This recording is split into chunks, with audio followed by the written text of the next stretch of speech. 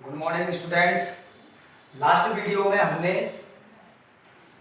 अम्ल, क्षार एवं लवणों के उपयोग के बारे में पढ़ा था। आज हम नेक्स्ट टॉपिक स्टार्ट करेंगे, पीएच स्केल। PH scale. तो स्टूडेंट, पीएच स्केल होता क्या है? एक पैमाना होता है। यह पैमाना बिलियन में कोई भी सॉल्यूशन है, कोई भी अम्लीय सॉल्यूशन हमने ले लिया या फिर क्षारीय सॉल्यूशन ले लिया। स्टूडेंट्स, हमको मालूम है अम्लीय सॉल्यूशन होगा तो उसमें हाइड्रोजन आयन प्रेजेंट होंगे, और क्षारीय सॉल्यूशन होगा, क्षारीय विलयन होगा तो उसमें हाइड्रोक्साइड आयन प्रेजेंट होंगे। जैसे मैंने एक सॉल्यूशन ले लिया, मान के चलो ये अम्लीय सॉल्यूशन है तो इसमें हाइड्रोजन आयन प्रेजेंट होंगे, आप लोगों को मालूम है। तो पीएच स्केल क्या करेगा? इस विलयन में हाइड्रोजन आयनों की सांद्रता को मापेगा। पीएच स्केल क्या करता है? हाइड्रोजन आयनों की सांद्रता को मापता है। एक पैमाना होता है, मान के चलो ये पैमाना है, इसको अपन पीएच स्केल कहते हैं। यहाँ पे 7 होता है, यहाँ पे 6, 5, 4, 3, 2, 1, 0, ऐसे इधर 8, 9, 10, 11, 12, 13 और 14, ये स्केल होता है। इस स्केल को बिलियन में हम डुबो देते हैं, तो ये स्केल क्या करता है? हाइड्रोजन आयनों की सांद्रता को मापता है। मान के चलो इस बिलियन में हाइड्रोजन आयनों की सांद्रता हुई 7, 10 की घात 7 या -7, ऐसे हाइड्रोजन आयनों की सांद्रता को ये मापता है। इन हाइड्रोजन आयनों की सांद्रता के हिसाब से अपन पीएच निकाल लेंगे। मान के चलो 10 की घात -7 हाइड्रोजन आयनों की सांद्रता है। मैं कैसे आती है ये सांद्रता मैं आपको बताऊंगा, फिलहाल आप लोग समझो। 10 की घात -7 हाइड्रोजन आयनों की सांद्रता आ गई, तो इससे सॉल्यूशन की मान 6 हो, यहाँ पे 10 की घात 6 हाइड्रोजन आयनों की सांद्रता आ गई, तो इस सॉल्यूशन की पीएच क्या होगी? 6 होगी। तो इधर से 7 से नीचे जो होते हैं पीएच जिसकी आती है, जिस विलयन की पीएच 7 से नीचे की तरफ आती है वो अम्लीय विलयन होते हैं, और जिस विलयन की पीएच जो होती है 8, 7 से ऊपर आती है वो विलयन कैसे होते हैं? क्षारीय होते हैं, क्षारीय विलयन होते हैं। या और जिस विलयन की पीएच आती है 7 तो वो विलयन कैसे होते हैं? उदासीन विलयन होते हैं। कैसे विलयन होते हैं? उदासीन विलयन होते हैं। तो इसके बारे में अपन थोड़ा डिटेल से समझते हैं। तो मैंने आपको क्या बताया, जो पीएच स्केल है वो क्या करता है? किसी भी विलयन में हाइड्रोजन आयनों की सांद्रता को मापता है। जैसे मैं बात करूं, जो पीएच स्केल है एक जर्मन वैज्ञानिक ने बनाया। एक जर्मन वैज्ञानिक ने इस पीएच स्केल को बनाया। उस जर्मन वैज्ञानिक का नाम है सोरेनसन। क्या नाम है बच्चों उसका? सोरेनसन नामक वैज्ञानिक ने पीएच स्केल का निर्माण किया। लगभग 1909 की बात है। 1909 में सोरेनसन नामक वैज्ञानिक ने पीएच स्केल का निर्माण किया। पीएच स्केल क्या करता है? किसी भी विलयन में हाइड्रोजन आयनों की सांद्रता को मापता है। पीएच की बात करें, इस पीएच में शब्द में 2 शब्द हैं, एक तो पी और दूसरा क्या है? एच। पी से मतलब होता है पुषांक। पुषांक, पी का मतलब क्या होता है? पुषांश।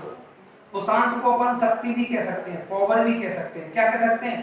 पावर, या फिर इसको अपन शक्ति भी कह सकते हैं। पी। एच का मतलब क्या होता है? Hydrogen ion. एच का मतलब क्या होता है? Hydrogen ion. जो पीएच स्केल है उसमें पी का मतलब होता है पुषांक या फिर शक्ति, मतलब पावर। एच का मतलब क्या होता है? Hydrogen ion. एच का मतलब क्या होता है? Hydrogen ion. तो पीएच में जो पी शब्द है वो पुषांक या फिर शक्ति का सूचक है, और एच जो शब्द है वो किसका सूचक है? हाइड्रोजन आयन का सूचक है।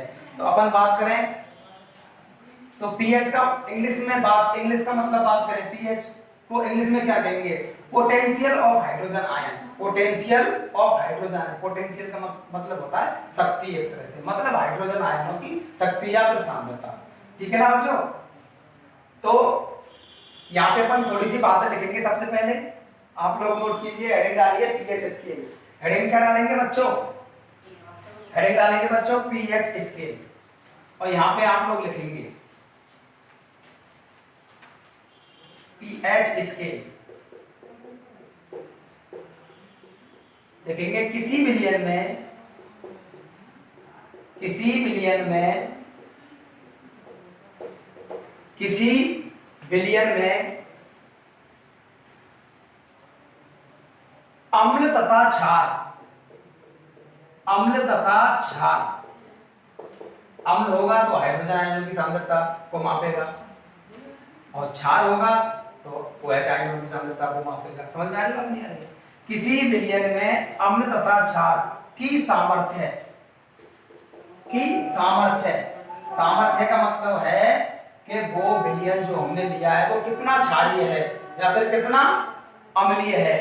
तो किसी बिलियन में अम्ल तथा क्षार की सामर्थ्य को मापने के लिए, को मापने के लिए,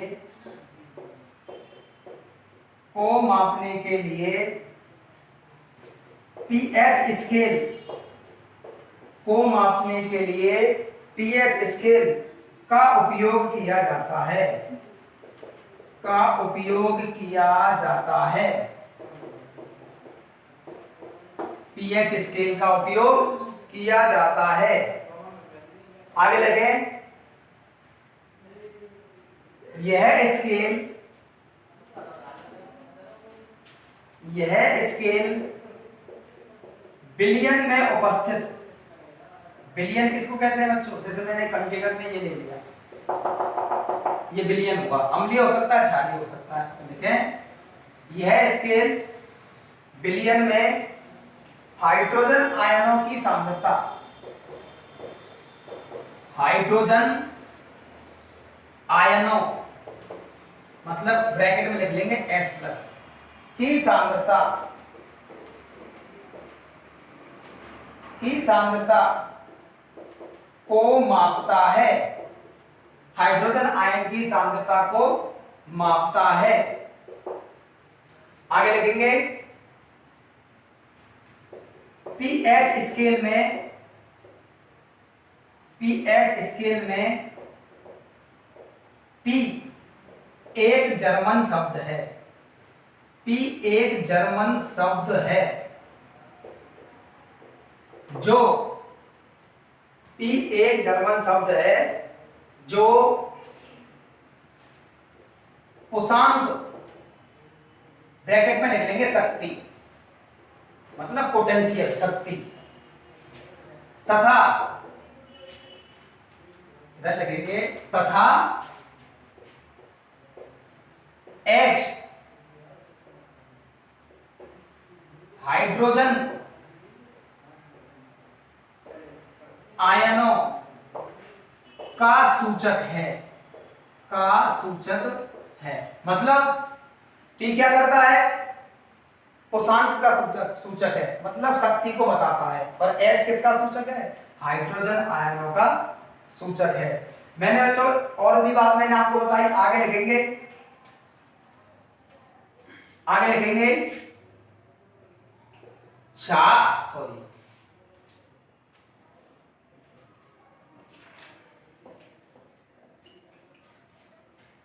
बच्चों पैराग्राफ चेंज करके आगे लिखेंगे सन 1909 में,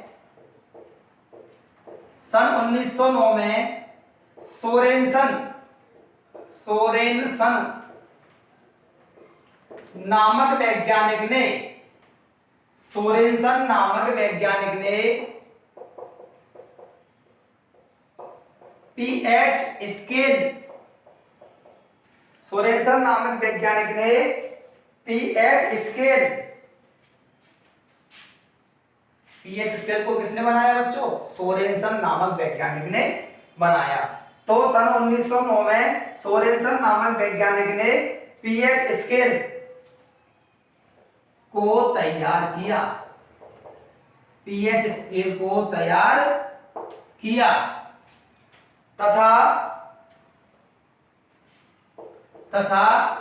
हाइड्रोजन आयनों, तथा हाइड्रोजन आयनों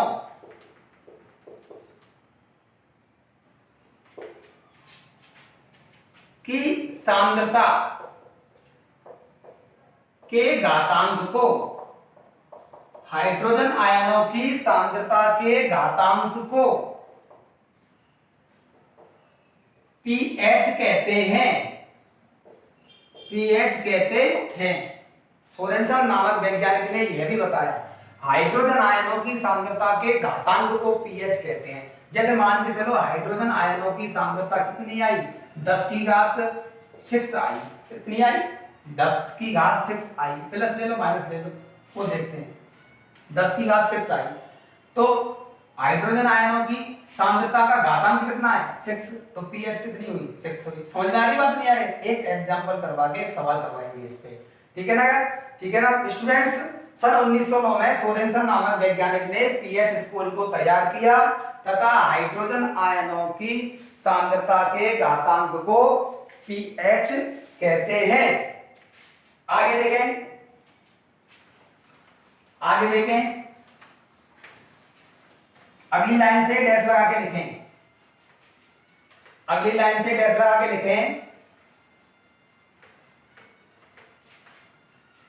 इन्होंने एक और बात कही थी, सोरेनसन नामक वैज्ञानिक ने एक और बात कही थी। इन्होंने कहा था हाइड्रोजन आयनों की सांद्रता, हाइड्रोजन आयनों की सांद्रता मान के चलो इतनी है, 10 की घात -6 है। ऐसे लिखते हैं हाइड्रोजन आयनों की सांद्रता आप कैसे लिखते हैं, ये हाइड्रोजन आयन है, इनको बड़े कोष्ठक में बंद कर दो, इसको कहेंगे हाइड्रोजन आयनों की सांद्रता।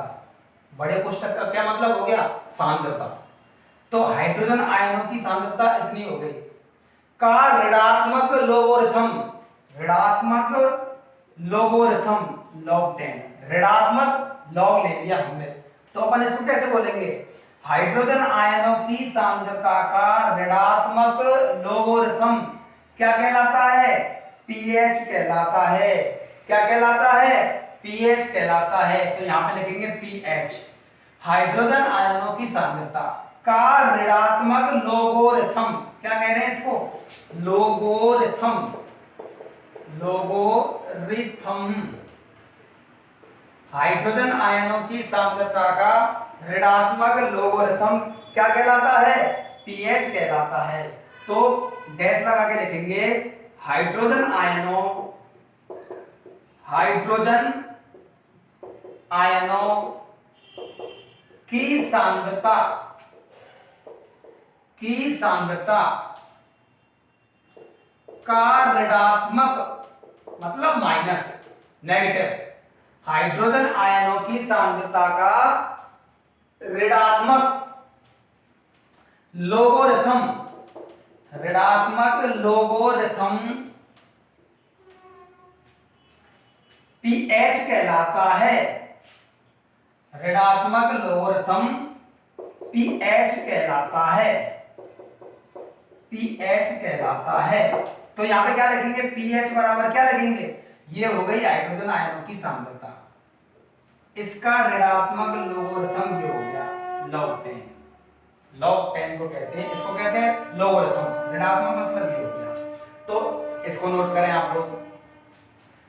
इसको नोट करने के बाद मैंने आपको बताया था जो हाइड्रोजन जो आयन होते हैं वो मुक्त अवस्था में नहीं रह सकते। मान के चलो किसी भी विलयन में जल हो गया, जल में मान के चलो हाइड्रोजन आयन है, वो हाइड्रोजन आयन जो है वो जल में स्वतंत्र रूप से नहीं रह सकते। मैंने आपको बताया था लास्ट क्लासेज में, ये एक जल के अणु से क्रिया करके, जो हाइड्रोजन आयन है वो एक जल के अणु से क्रिया करके क्या करते हैं, हाइड्रोनियम आयन बनाते हैं, हाइड्रोनियम आयन बनाते हैं। हाइड्रोनियम आयन कहते हैं H3O+। देखो यहाँ पे 2 H है, यहाँ पे कितने H हो गए, 3, क्योंकि ये वाला H मिल गया ना, एक ऑक्सीजन है यहाँ पे एक ऑक्सीजन, ये प्लस का चलता है वो यहाँ पे लग गया। तो बच्चों नेक्स्ट लाइन से अपन क्या लिखेंगे, इसको नोट करने के बाद आप लोग नोट करेंगे, लिखें हाइड्रोजन आयन मुक्त, हाइड्रोजन आयन मुक्त अवस्था में नहीं रह सकते, मुक्त अवस्था में नहीं रह सकते, नहीं रह सकते। ये जल के अणु के साथ, ये जल के अणु के साथ क्रिया करके, ये जल के अणु के साथ क्रिया करके हाइड्रोनियम आयन ये जल के अणु के साथ क्रिया करके हाइड्रोनियम आयन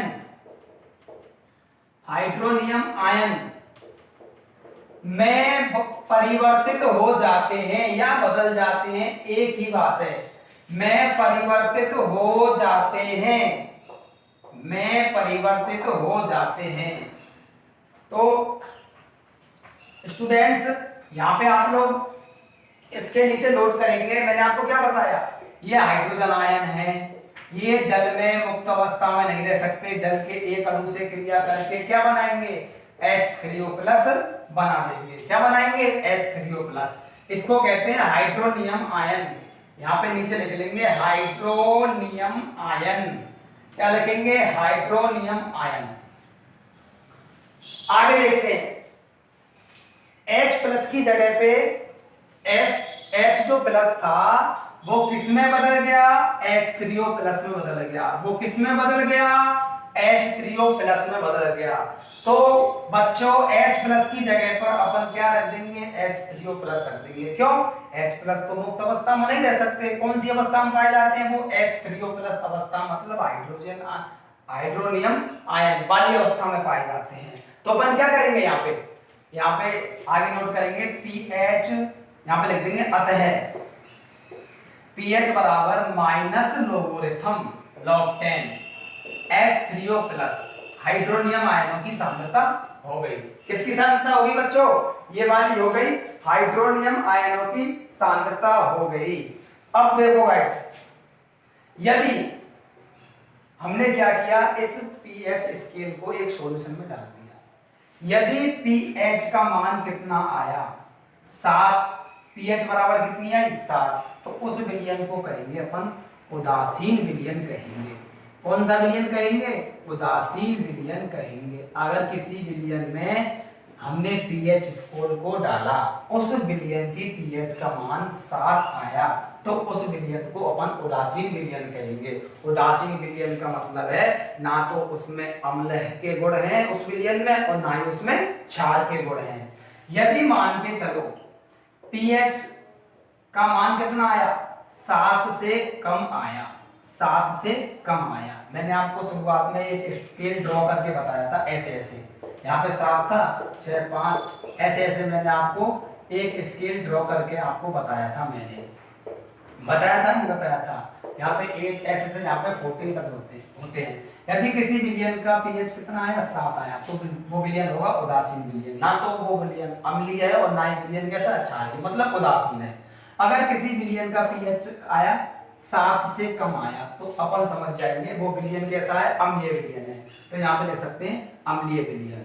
अगर pH का मान 7 से कम होगा तो विलयन कैसा होगा, अम्लीय विलयन होगा। यदि मान के चलो pH का मान 7 से अधिक है, pH का मान कैसा है, 7 से अधिक है, pH का मान कैसा है, 7 से अधिक है, तो वो होगा क्षारीय विलयन। कैसा विलयन होगा बच्चों, क्षारीय विलयन होगा। कैसा विलयन होगा, क्षारीय विलयन होगा। तो यहाँ पे अपन इसको नोट कीजिए, आप लोग एक चित्र बनाते हैं pH स्केल का। pH स्केल का एक चित्र बनाते हैं। चित्र को देखो, समझो आप लोग। मैंने आपको क्या बताया था, एक हमको पैमाना बनाना है। ये मैंने पैमाना बना लिया, यहाँ पे लिख दिया 7, ठीक है ना बच्चों। यहाँ पे लिख दिया 7, यहाँ पे लिखते हैं 6, यहाँ पे लिखते हैं 5, यहाँ पे लिखते हैं 4, यहाँ पे 3, 2, 1 और 0। 7 से ऊपर यहाँ पे 8, 9, 10, 11, 12, 13 और 14, यहाँ तक ही रहता है। pH स्केल में जो अंक होते हैं वो ऐसे ही होते हैं। अब देखो बच्चों, जैसे मैं आपको बताता हूं, ऐसे आप लोग ड्रॉ करेंगे इसको। ये अपना pH स्केल तैयार हो रहा है। कौन सा स्केल तैयार हो रहा है, pH स्केल तैयार हो रहा है। ऐसे आप इसको यूज करेंगे, यहां से इसको यहां मिला देंगे, तो इधर वाले ये वाला स्केल क्या बताएगा, हाइड्रोजन आयनों की सांद्रता को बताएगा।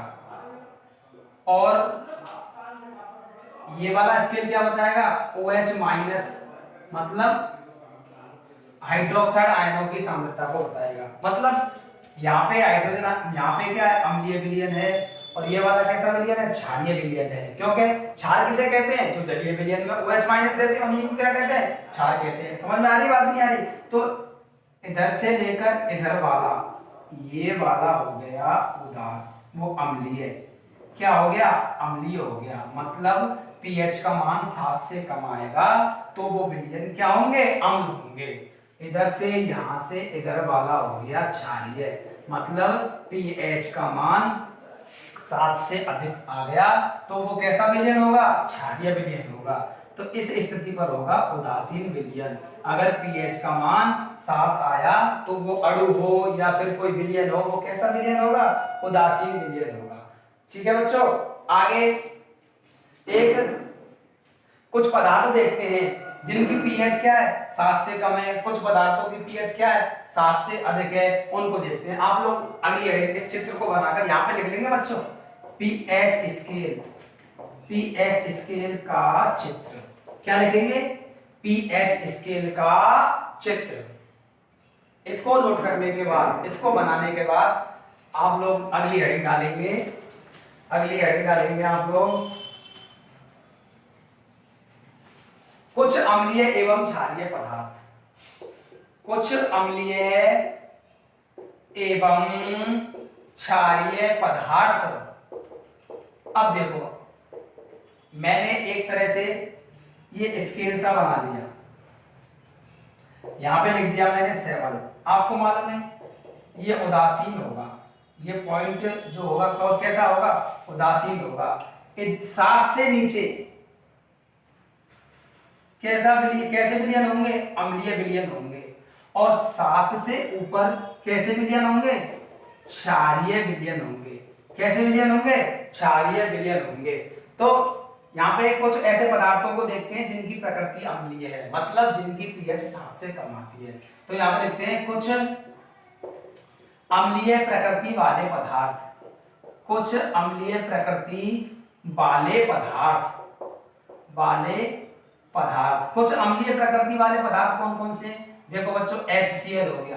HCl हाइड्रोक्लोरिक क्या है, अम्ल है, मैंने आपको बता दिया अम्ल है, तो ऑब्वियस सी बात है इसकी पीएच 7 से कम आएगी। और मैं आपको बताऊं जठर रस, जठर रस के बारे में भी मैंने आपको बताया था। जठर रस क्या होता है, हमारे आमाशय जिसको पेट कहते हैं, उस आमाशय की दीवार में जठर ग्रंथियां पाई जाती हैं।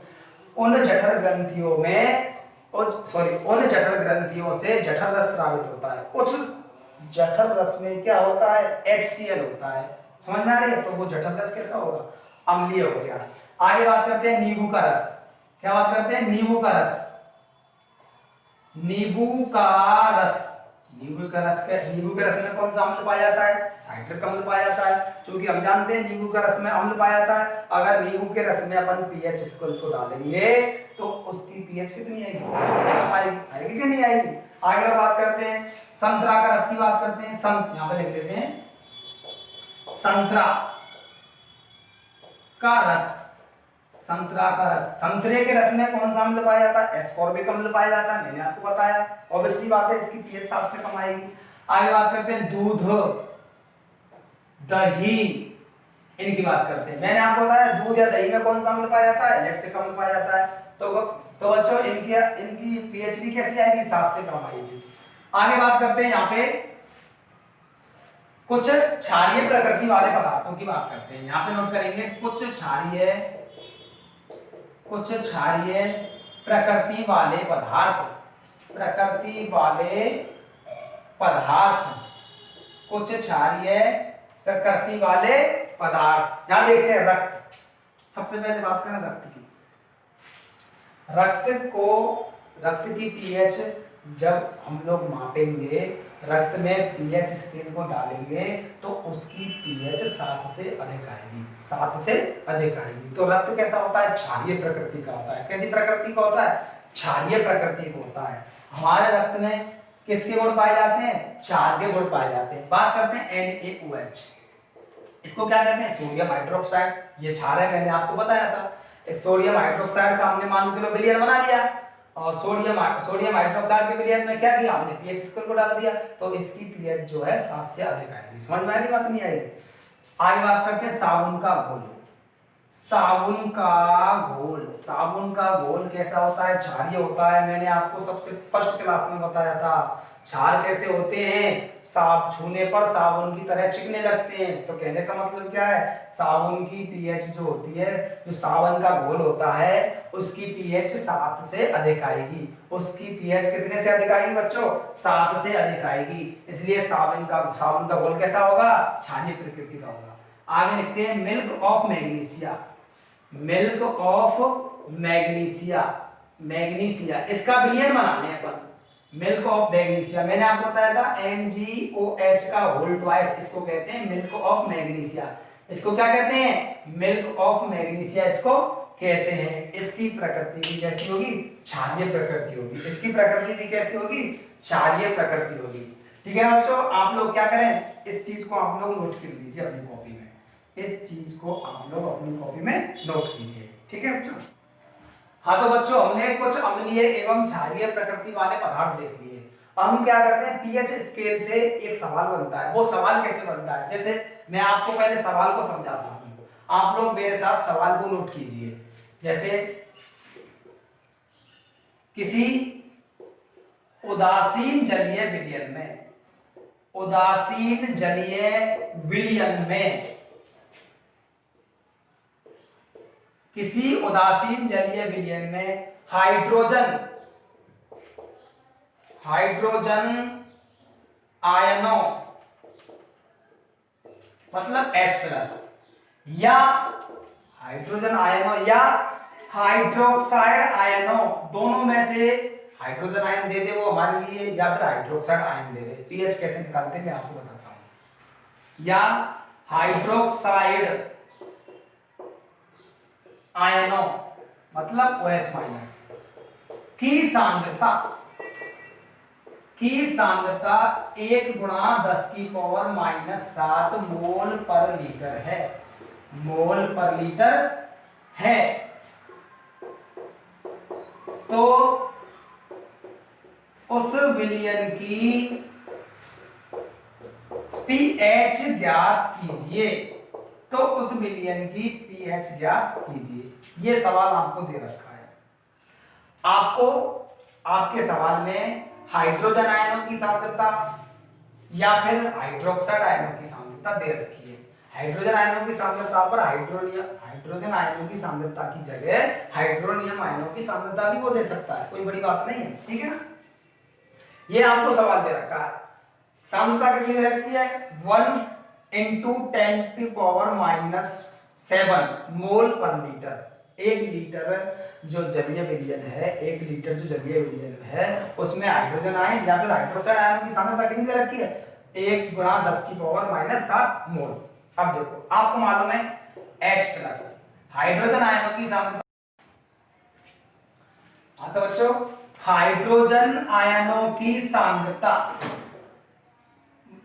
1 × 10⁻⁷ मोल पर लीटर।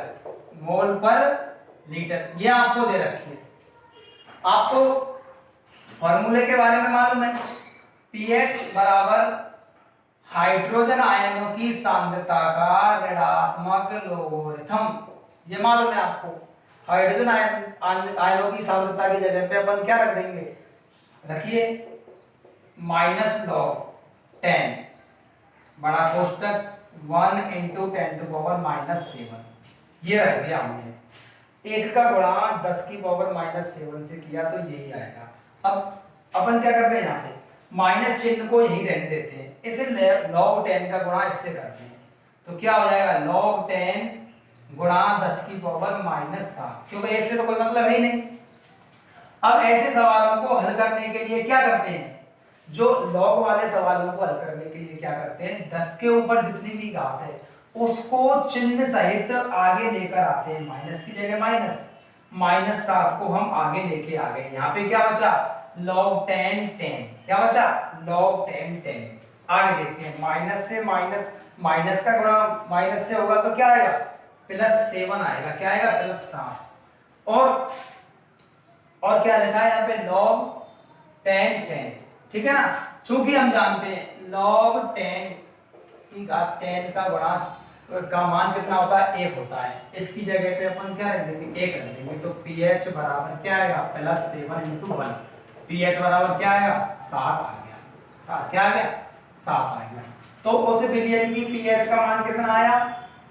उस विलयन की pH का मान कितना आया? 7 आया। तो विलयन कैसा होगा? उदासीन विलयन होगा, क्योंकि pH का मान 7 आएगा तो क्या आएगा? मैंने आपको बताया था स्केल के द्वारा। यहाँ पे 7 लिखा है तो विलयन की pH अगर 7 होगी तो विलयन कैसा होगा? उदासीन होगा। 7 आ रहा है, इसका मतलब विलयन क्या है? उदासीन है। देखो सवाल में भी दे रखा है विलयन कैसा है? उदासीन। ठीक है, तो नोट कीजिए। आगे देखते हैं, नोट कर लो स्क्रीनशॉट लेकर। आगे देखते हैं।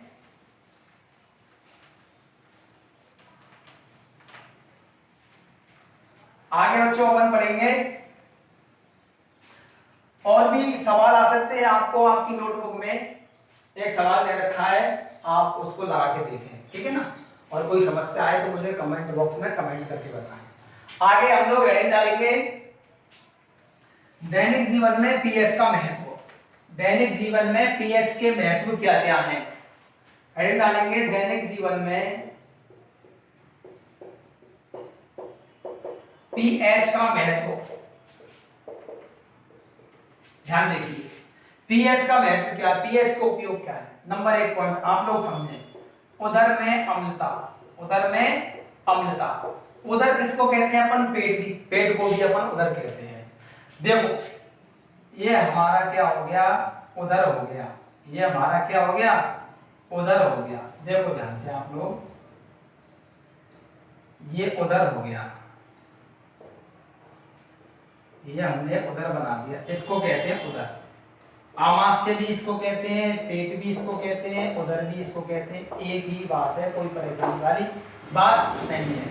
इसकी दीवारों में जठर ग्रंथियां पाई जाती हैं। कौन सी ग्रंथियां पाई जाती हैं?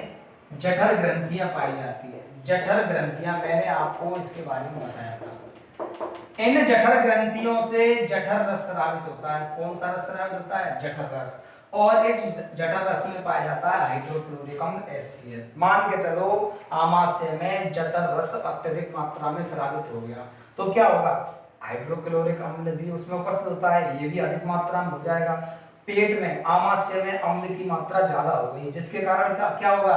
इस पेट में जलन होने लगेगी, दर्द भी होने लगेगा। इस स्थिति को कहते हैं उदर में अम्लता या फिर पेट में अम्लता। इस स्थिति को एसिडिटी भी कहते हैं। बोलते ना एसिडिटी हो गई, कोई यही वाली कंडीशन है, HCl की मात्रा ज्यादा स्रावित हो जाती है।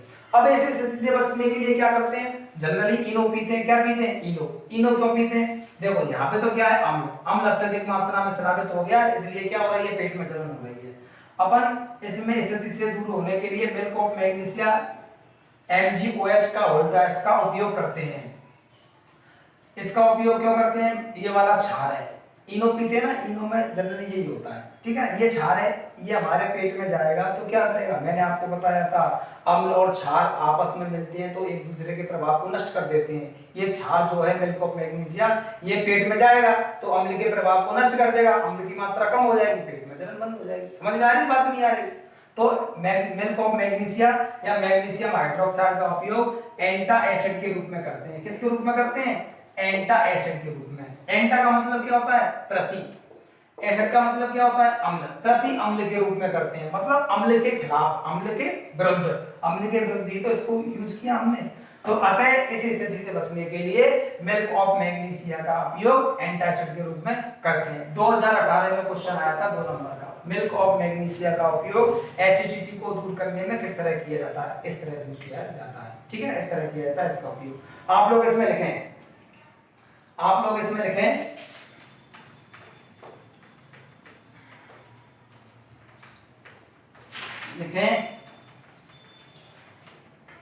हमारे उदर में, हमारे उदर में जठर रस, हमारे उदर में जठर रस अत्यधिक मात्रा, अत्यधिक मात्रा में बनता है।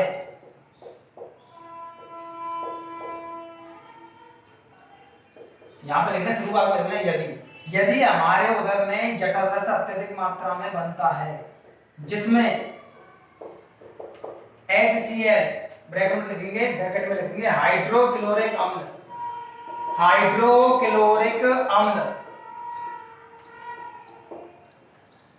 उपस्थित होता है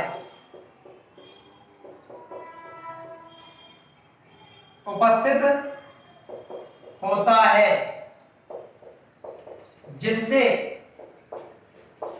पेट में जलन एवं दर्द होने लगता है।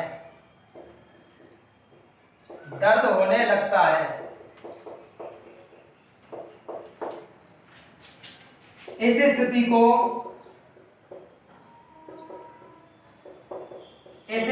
को उदर में अम्लीयता ब्रैकेट में लिख लेंगे एसिडिटी कहते हैं। आगे देखें, इस स्थिति से राहत पाने के लिए मिल्क ऑफ मैग्नीशिया ब्रैकेट में लिख लेंगे MgOH का होल ट्वाइस ब्रैकेट में लिख लेंगे MgOH का होल ट्वाइस बड़ा ब्रैकेट कर लेंगे का उपयोग एंटा एसिड या फिर लिख लेंगे ब्रैकेट में प्रति अम्ल मतलब अम्ल के विरुद्ध प्रति अम्ल कोष्ठक बंद के रूप में किया जाता है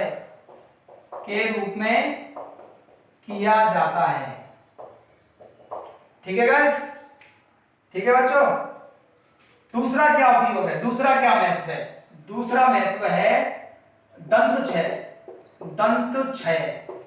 दूसरा महत्व है दंत क्षय। इसके बारे में आप लोग समझें दंत क्षय क्या होता है। हमारे मुख की जो पीएच है वो लगभग 6.5 के करीब होती है। कितनी होती है बच्चों? 6.5 के करीब होती है हमारे मुख की पीएच। अब हम भोजन करते हैं, भोजन करने के पश्चात दांतों के मध्य भोजन के टुकड़े फंस जाते हैं। दांतों के मध्य भोजन के टुकड़े फंस जाते हैं। अब मुख में जो जीवाणु उपस्थित होते हैं उस फंसे हुए भोजन का उपयोग करते हैं और उस फंसे हुए भोजन से अपने उपयोग करते हैं खाने के लिए, जिससे अम्ल का निर्माण होता है। मुख में किसका निर्माण होता है? अम्ल का निर्माण होता है। अब मुख और अधिक अम्लीय हो गया।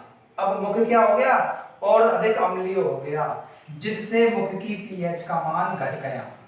अब बच्चे ये सोच रहे हैं सर मुख की पीएच का मान घटा क्यों? बढ़ना चाहिए। नहीं बच्चों, मैंने आपको बताया था पीएच स्केल में, इधर आते हैं तो ये वाले विलयन अम्लीय होते हैं।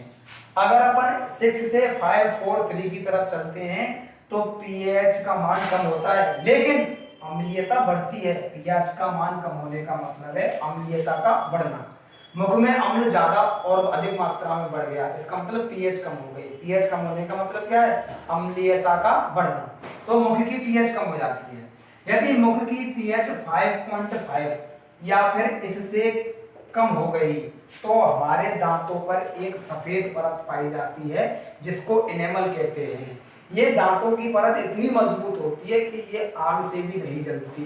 लेकिन मुख की पीएच 5.5 या फिर इससे कम हो जाती है तो ये जो पीएच जो परत है दांतों की इनेमल, इसका क्षय होने लगता है। धीरे धीरे ये क्षय होने लगती है। इस स्थिति को कहते हैं दंत क्षय। क्या कहते हैं?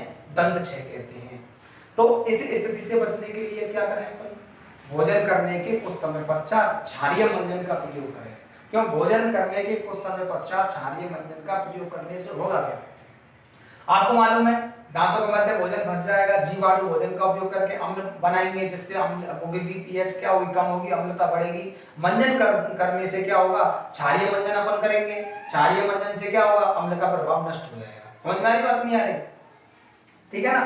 तो इसमें लिखें मुख की पीएच का मान, मुख की पीएच का मान 6.5 के करीब होता है। आगे लिखे भोजन करने के पश्चात, भोजन करने के पश्चात दांतों के मध्य, दांतों के मध्य फंसे हुए भोजन का उपयोग, फंसे हुए भोजन का उपयोग मुख में उपस्थित जीवाणु, मुख में उपस्थित जीवाणु करते हैं और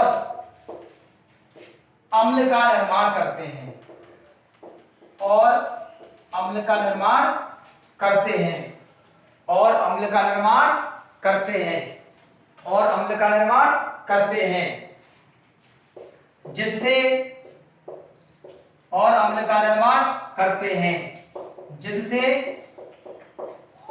मुख का पीएच कम हो जाता है, मुख का पीएच कम हो जाता है, जिससे मुख का पीएच कम हो जाता है। यदि मुख का पीएच, यदि मुख का पीएच 5.5 या यदि मुख का पीएच 5.5 या इससे कम हो जाता है, कम हो जाता है तो दांतों का एनेमल, तो दांतों का एनेमल क्षय होने लगता है। क्षय का मतलब है नष्ट, क्षय होने लगता है, जिसे दंत क्षय कहते हैं, जिसे दंत क्षय कहते हैं। आगे लिखें इस स्थिति से बचने के लिए, बचने के लिए भोजन करने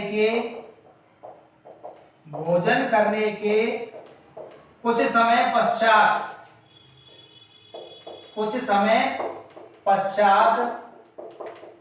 क्षारीय मंजन का उपयोग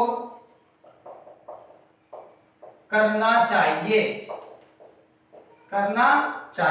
अब बच्चे ये सोच रहे हैं कि सर इसमें पीएच का महत्व कैसे होगा? भाई मुख की पीएच कैसे मापेंगे? पीएच स्केल को मुख में डालकर, ठीक है ना। अब इस स्थिति से बचने के लिए किसका उपयोग करते हैं? क्षारीय मंजन का उपयोग करते हैं। अब मैं बच्चों ये नहीं कह रहा कि आप लाल मंजन करें, लाल मंजन हानिकारक होता है, ठीक है ना।